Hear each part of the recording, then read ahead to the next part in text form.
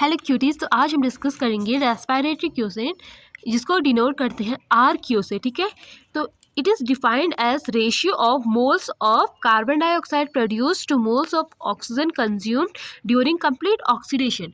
तो complete oxidation कब होगा? सेल्यूलर रेस्पिरेशन के टाइम कितना कार्बन डाइऑक्साइड इवॉल्व हुआ है या रिलीज हुआ है, और उसको डिवाइड किया जाएगा कि कितना ऑक्सीजन यूज किया जाए है। तो इस तरीके से हम आर क्यू यानी कि रेस्पिरेटरी क्यूसेंट की वैल्यू निकाल सकते हैं। तो आर की equals to number of carbon dioxide evolved, ठीक है, कि कितना रिलीज हुआ है कार्बन डाइऑक्साइड उस कंप्लीट ऑक्सीडेशन की प्रोसेस में और कितना ऑक्सीजन यूज हुआ है। तो इस तरीके से आर क्यू की वैल्यू निकाली जाती है। फॉर कार्बोहाइड्रेट्स जैसे कि ग्लूकोज, हमेशा आर क्यू की वैल्यू होगी 1। अब वो किस तरीके से होगी? देखिए, ग्लूकोज है हमारा, ग्लूकोज का फॉर्मूला होता है C6H12O6 + 6O2।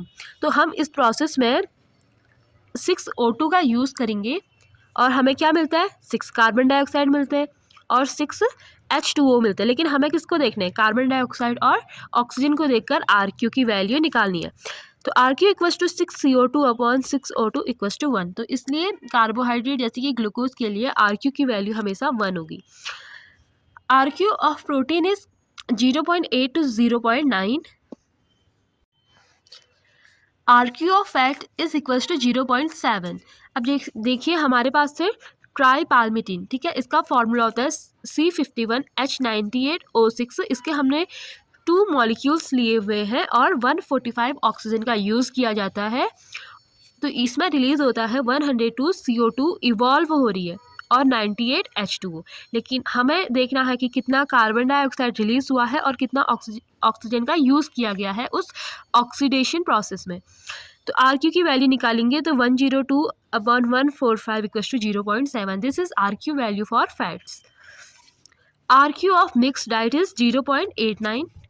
Are Q of organic acid, organic acid में हमारे पास है oxalic acid and malic acid. तो oxalic acid, this is the formula of oxalic acid. तो हमने इसके 2 मॉलिक्यूल्स लिए हैं, इसमें सिर्फ 1 ऑक्सीजन का यूज़ किया जाता है और जहाँ 4 कार्बन डाइऑक्साइड रिलीज होती है और 2 वाटर के मॉलिक्यूल रिलीज होते हैं। तो आर क्यू निकाला जाएगा 4CO2/1O2। तो आर क्यू की वैल्यू आ गई 4। अब है R Q of malic acid. Malic acid का फॉर्मूला है C4H6O5, जहाँ 3 ऑक्सीजन का यूज़ किया जाता है और 4 कार्बन डाइऑक्साइड रिलीज होती है और 3 H2O के मॉलिक्यूल रिलीज होते हैं। तो R Q equals to 4CO2/3O2। R Q की वैल्यू आएगी 1.33। तो this is about respiratory question की उनकी वैल्यू कैसे निकाली जाती है। ग्लूकोज का हमेशा 1 होगा,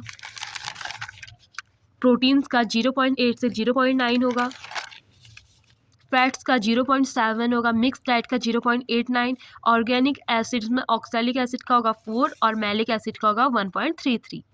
थैंक यू फॉर वॉचिंग।